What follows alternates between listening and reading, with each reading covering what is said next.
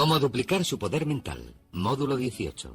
Albert Einstein dijo en una ocasión que todos los niños son genios al nacer, y las recientes investigaciones parecen indicar que todo el mundo conserva la capacidad de funcionar como un genio, siempre que haya en el campo adecuado. Lo que deseamos decirles en esta sesión es que ustedes son genios. Ustedes tienen la capacidad de funcionar a niveles excepcionales en al menos un campo de su vida, si es que pueden localizarlo. El doctor Howard Gardner, de la Universidad de Harvard, ha escrito un libro llamado Frames of the Mind, Estructuras del Cerebro, en el que estudia el hecho de que en la vida escolar solo se miden dos tipos de inteligencia, la inteligencia matemática y la verbal, y que se considera que uno es inteligente en la medida en que disponga de capacidades matemáticas o verbales. Las pruebas estadounidenses de rendimiento académico, todas las pruebas de ingreso y de selectividad universitarias, se basan en las capacidades verbales y matemática. Pero Gardner ha averiguado que también se puede tener inteligencia artística, inteligencia mecánica, intuitiva, musical, y la más importante de todas para lograr el éxito en la vida, de hecho, una de las bases de este curso es la inteligencia social, la capacidad de llevarse bien con los otros. Mi hijita Cristina tiene 7 años. Puede que Cristina no saque unas notas extraordinarias en matemáticas o en lectura, pero les diré una cosa. Cuando se trata de llevarse bien con la gente, Cristina es dinamita pura. Y, al ser así, sabemos que siempre que la animen y le den apoyo, nunca tendrá problemas en la vida. Volvamos al punto principal. Usted es un genio. Ese genio, esa inteligencia, esa capacidad creadora, es algo que es suyo por derecho. La creatividad es tan natural para usted como lo es respirar. Y puesto que decimos que todos los niños son genios al nacer, vamos a examinar un par de hechos interesantes. En unos estudios recientes se analizaron los resultados obtenidos en unas pruebas de inteligencia por niños entre 2 y 4 años. Entre los 2 y los 4 años es cuando por primera vez se pueden realizar pruebas de inteligencia, y se pudo ver que en el 94% de los casos los resultados indicaban una elevada inteligencia y una elevada creatividad. A continuación se repitieron las pruebas con estos mismos niños a los 7 años, y se vio que solamente en el 4% de los casos los resultados indicaban una elevada inteligencia y una elevada creatividad. ¿Cómo sucedió esto? ¿Por qué este espectacular descenso en la creatividad? Muy sencillo. Entre los 2 y los 4 años y a la edad de 7 años, estos niños hacían cosas, tocaban cosas, las probaban, las olían, se metían en todas partes. A los 2 y 3 años son terribles, a los 4 son fantásticos, etc. Lo que pasó es que averiguaron que cuando hacían estas cosas sus padres se enfadaban, sus profesores se enfadaban, sus hermanos se enfadaban, les gritaban, les daban azotes y les desanimaban a la hora de hacer cosas nuevas, de explorar el mundo con el tipo de entusiasmo que los niños ponen en estas cosas. Averiguaron que si uno quiere salir adelante tiene que hacer lo que se espera de uno, así que con el tiempo se volvieron pasivos. Empezaron a ir al colegio y les sentaron en filas ordenadas. Hablaban cuando levantaban la mano, les decían cuándo podían ir al baño, etc. Pero lo maravilloso es que, aunque esto haya sucedido, la creatividad se sumerge como un río subterráneo, y lo que vamos a hacer en esta sesión es hablar de cómo se le puede hacer volver a la superficie.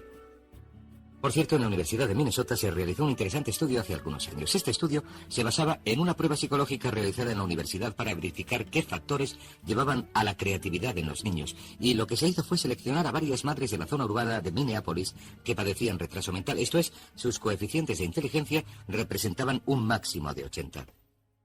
Se localizó a cada una de estas madres en un momento en el que estaban teniendo hijos, y se estableció un experimento por el que los estudiantes de la Facultad de Psicología iban a las casas de estas madres, recogían a los niños a una edad temprana, los llevaban a la universidad, los situaban en un entorno donde podían jugar, donde se les estimulaba, oían música, tenían juguetes. Los estudiantes experimentaban con ellos y les mantenían ocupados, los cogían en brazos y jugaban con ellos, etc. Al final de este experimento, y según iba progresando, cuando llegaron a una edad en la que se les pudo hacer una prueba de coeficiente de inteligencia sobre los 5 o 6 años, se averiguó que los resultados de estos niños rondaban los 130 puntos, que, como saben, se aproxima a lo excepcional. Se considera que una persona con un coeficiente de inteligencia de 140 es un genio. Un coeficiente de inteligencia de 130 está algunos puntos por debajo de lo que se necesita para ser clasificado en el nivel superior. Cuando se les repitieron las pruebas, un par de años después, el resultado medio fue un coeficiente de inteligencia de 132 puntos. ¿Cuál era la clave? ¿Cuál era la clave para este increíble desarrollo de la mentalidad? Averiguaron que la clave era la estimulación. La clave era la estimulación. Averiguaron que durante los años iniciales de formación de un niño, el nivel de inteligencia y creatividad que se desarrolla está en proporción directa con la calidad y la cantidad de estimulación que un niño recibe. ¿Qué significa esto para ustedes y para mí? Pues significa que si tienen niños, lo mejor que pueden hacer es suministrarles un entorno que los estimule. Significa que si desean ser una persona muy creadora, lo mejor que pueden hacer para ustedes mismos es suministrarse una dieta que les estimule. Distintos libros, cintas, ideas, personas, situaciones, entornos. Incluso el hecho de utilizar rutas distintas para ir al trabajo tiende a ayudarnos a romper con nuestra rutina y con nuestra zona cómoda y hacernos pensar de manera diferente. Hay algo conocido como la ley del uso, o un principio denominado la ley del uso. La ley del uso aplicada a un músculo físico dice que si no se utiliza, se pierde. Si no se utiliza un músculo durante un periodo de tiempo, se atrofia y no se puede utilizar. La ley del uso también se aplica mentalmente a su nivel de creatividad. Dice que si uno no utiliza su creatividad, esta se atrofiará al igual que lo haría un músculo. Pero una cosa maravillosa que hemos averiguado, en un caso tras otro, es que si uno empieza a poner a prueba su creatividad, si empieza a exigirle cosas al igual que lo haría con un músculo si empezara a levantar pesos, si empieza a exigirle cosas, empezará a entrar en acción, empezará a hacerla moverse y, si lo prefiere, a estimularla con nuevas ideas y pensamientos. Así que la clave consiste en empezar a estimular su mente alimentándola con todo tipo de cosas que hagan que rompa con la rutina habitual. Hay otro aspecto interesante de la creatividad que resulta importante: el lenguaje. Una de nuestras averiguaciones consiste en que una de las correlaciones más estrechas en nuestra sociedad, la correlación directa con el éxito en cualquier campo, es la que existe entre el éxito y el conocimiento verbal. La persona media de habla inglesa utiliza menos de 1.200 palabras en su vocabulario diario, de un total de unas 500.000 palabras posibles. Hemos averiguado que el nivel de creatividad y de inteligencia del individuo están en proporción directa con el número de palabras cuyo significado conoce y que puede utilizar en una conversación.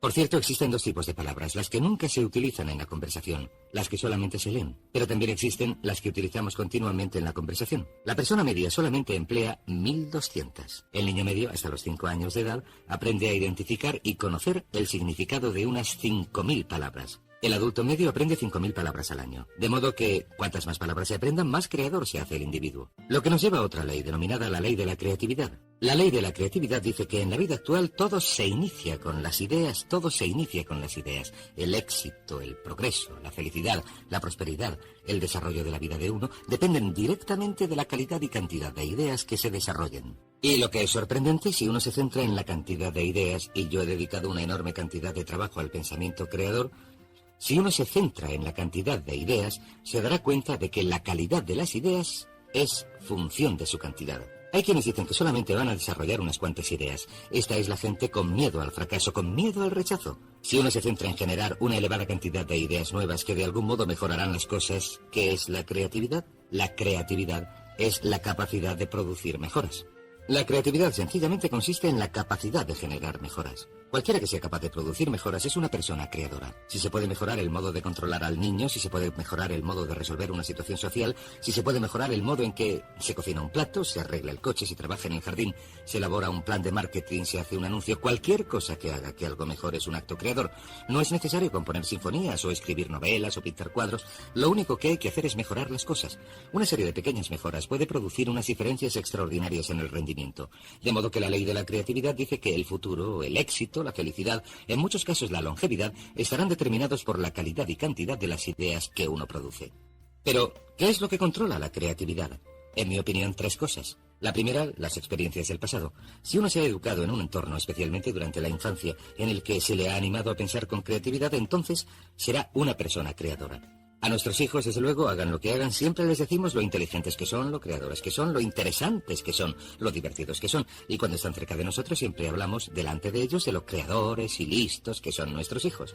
Así que nuestros niños creen que son pequeños genios. Y probablemente, puesto que son nuestros hijos, no andan muy equivocados. En segundo lugar está el hecho de que el autoconcepto de un adulto con respecto a la creatividad es muy importante.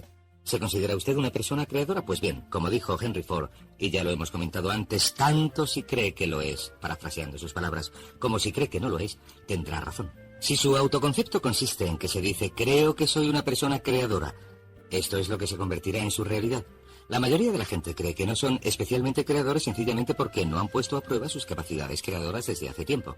El tercer campo que determina su creatividad es su entorno actual. Si usted está en un entorno que fomenta la creatividad, que fomenta las ideas nuevas, verá que se le ocurren ideas. Tom Peters, en su libro In Search of Excellence, Buscando la Excelencia, dice algo estupendo. Dice que si les dejáramos, la gente nos ahogaría en ideas. Dice que las empresas más prósperas son aquellas donde continuamente se genera una enorme calidad y cantidad de buenas ideas. Dice que el éxito comercial está en proporción directa con la cantidad de ideas buenas o nuevas, o de ideas nuevas para producir mejoras. Así que examinen esos 3 puntos, estudien cuál fue su experiencia pasada con sus padres. En mi caso, mis padres Me desanimaron de cualquier idea que pude tener en cuanto a hacer algo que no fuera exactamente lo esperado, porque mis padres eran una gente con muchos temores. Vivieron la depresión y la Segunda Guerra Mundial, etc. Mi autoconcepto me decía que no tenía ninguna creatividad, y mi entorno en muchas situaciones era del tipo en el que había que hacer lo que se esperaba de uno para salir adelante. Pero si empezamos a desprendernos de estas cosas, si empezamos a darnos cuenta de que somos creadores, entonces empezamos a hacer que esto se convierta en nuestra realidad. Ahora bien, existen dos tipos de personalidades, lo que llamamos la personalidad mecánica y lo que llamamos la personalidad adaptable. La principal diferencia entre estos dos tipos consiste en que la personalidad mecánica es rígida y la personalidad adaptable es flexible. La personalidad mecánica tiende a ser dogmática. En otras palabras, quienes la tienen dicen tajantemente que las cosas son de una manera, hacen declaraciones que podríamos definir como en blanco y negro. Todo es sí, no, arriba, abajo, blanco, negro. Son casi absolutistas. La declaración de un absolutista es esto es así absolutamente. La persona adaptable tiene una mentalidad abierta. Siempre está dispuesta a considerar distintos enfoques. Se dan cuenta de que una pregunta nunca queda contestada, así que siempre están preguntando. Siempre están haciendo más preguntas. Dicen cosas como ¿qué os parece esto? ¿Qué os parece si hacemos aquello? ¿O por qué no probamos esto? O esa podría ser otra idea. Y tienden, si lo prefieren, a ser fluidos. Si se plantea una idea nueva, si acaban de tomar una decisión y se plantea una idea nueva, dejan la primera y adoptan la segunda. Son muy flexibles. Y verán que las personalidades adaptables son las personalidades con más éxito, las más felices. De hecho, existe una relación directa entre un amor propio reducido y la falta de seguridad. Falta de seguridad. La gente recurre a su inseguridad. Y la gente con un elevado amor propio con seguridad, los que están satisfechos consigo mismos, están dispuestos a cuestionar las ideas. De modo que pregúntense en qué lugar del gráfico se sitúan ustedes en cuanto a tener una personalidad mecánica o adaptable. Y he aquí 4 preguntas fáciles que se pueden hacer, 4 maneras fáciles de analizarse. Pregúntense lo siguiente: ¿con qué facilidad en una escala de 1 a 10 pueden hacer una de estas manifestaciones? Número 1. ¿Con qué facilidad pueden decir me he equivocado, no tenía razón? Me he equivocado, no tenía razón. Verán, las personas adaptables, las personas flexibles y fluidas están dispuestas a reconocer que se han equivocado. Y las personas mecánicas, o si lo prefieren rígidas, son las que no pueden admitir que se han equivocado. De modo que lo que hacen es esforzarse por ocultar su error. Trabajan mucho para defenderse y proteger sus errores en lugar de decir me he equivocado. Una vez que uno ha dicho me he equivocado, no hay nada que discutir. Entonces uno se puede dedicar a hallar la solución. He aquí otra manifestación. ¿Con qué facilidad, en una escala de 1 a 10, pueden decir, he cambiado de opinión, es verdad, antes me parecía buena idea, pero he cambiado de opinión? La capacidad de cambiar de opinión es el distintivo de una persona flexible. ¿Con qué facilidad pueden decir, no lo sé, en una escala de 1 a 10? Si alguien, un hijo, un padre, un jefe, les hace una pregunta, ¿con qué facilidad pueden decir, no lo sé? O manifestación final, ¿con qué facilidad pueden decir, necesito ayuda, no lo puedo hacer yo solo, no tengo la capacidad suficiente, necesito que alguien me ayude, necesito ayuda, he cambiado de opinión, no lo sé? Estas son las manifestaciones que hace una persona flexible. Muy bien, estudiemos otro par de aspectos de la creatividad. Tenemos la ley del uso, tenemos la ley de la creatividad. Sabemos que el lenguaje y el vocabulario están directamente relacionados con esta. Sabemos que el autoconcepto es parte esencial de la creatividad, que cuanto más se gusta uno a sí mismo, cuanto más cree uno en sí mismo, más probabilidades tiene de ser creador. Así que el siguiente punto es preguntar. Sencillamente, la capacidad de hacer preguntas. Cuanto más dispuesto esté uno a hacer preguntas una y otra vez, cuanto más dispuesto esté uno a decir qué pasaría si lo hiciéramos de otro modo, qué pasaría si cambiáramos, qué pasaría si hiciéramos lo contrario de lo que estamos haciendo, qué pasaría si hiciéramos más, si hiciéramos menos, si dejáramos de hacerlo por completo, estas son las preguntas de una persona creadora. Ahora bien, como ya he dicho, usted es un genio. Sin embargo, ¿va usted a desarrollar su genio plenamente? El único modo de que pueda desarrollar su genio plenamente es empezando a utilizar algunas de las técnicas que hemos comentado en este seminario. Una de ellas es tener unas metas muy claras. Si usted tiene unas metas claras que desea lograr, estas estimularán su creatividad, como comentaremos en el próximo módulo. La segunda parte es empezar a utilizar afirmaciones, y la mejor afirmación es soy un genio, soy un genio, soy un genio, y repetirlo una y otra vez. Sucederá algo sorprendente si repiten estas palabras. En su mente consciente y subconsciente, cuando empieza a decir una y otra vez en su mente consciente, soy un genio, soy un genio, soy un genio, usted impulsa el mensaje al subconsciente. ¿Sabe lo que hace el subconsciente? El subconsciente dice, de eso nada, ganso, no se te ha ocurrido una idea decente los últimos 10 años. Pero usted dice, soy un genio, soy un genio. Usted hace que penetre el mensaje, imprime el mensaje en su subconsciente. El subconsciente le conoce, lleva mucho tiempo con usted, sabe que nunca se le ocurre nada que valga la pena, pero usted insiste. Soy un genio, soy un genio, soy un genio. Continúa haciendo que penetre el mensaje. Finalmente el subconsciente dice, Muy bien, si esta es la nueva orden, si es esto lo que quieres, allá va. He aquí una idea. Haz algo con ella.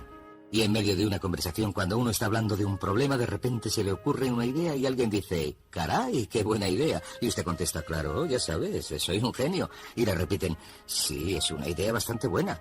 Y verá que se convertirá en un genio en la medida en que acepte la creatividad innata. Es como si viviera en un terreno y debajo de este terreno hubiera un enorme depósito de genio. Y cuando afirme algo una y otra vez irá perforando más y más hasta llegar a un punto, al afirmar y visualizar, a un punto en que alcance este depósito de genio y el genio empiece a manar como si fuera un pozo de petróleo. Y cuando empiece a fluir, les diré lo más sorprendente, cuando empiece a fluir, diremos por qué funciona esto en un momento, cuando empiece a fluir, se le ocurrirá una idea tras otra.